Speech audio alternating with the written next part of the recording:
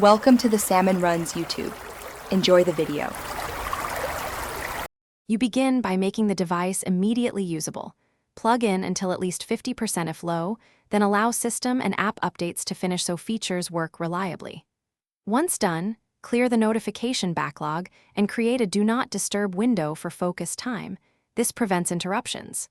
Next, enable auto updates and battery optimization so maintenance happens without thinking. These steps remove friction. They protect battery and ensure apps behave, so you can move to organizing the interface fast. Now you arrange the interface and lock down access. Create folders for core tasks, work, messaging, utilities, and put your top used apps on the first screen for one-thumb access. At the same time, enable biometric unlock and a strong passcode. This speeds entry and keeps data secure. Also activate device location and daily backups so you can restore quickly. Make sure to test unlocking and a restore right away. That confirms the setup works and saves hassle later.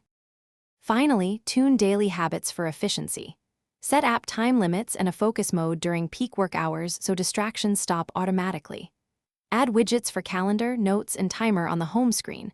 Customize quick settings so Wi-Fi, Bluetooth, and dark mode toggle with one swipe. Make sure background refresh rules balance battery and sync.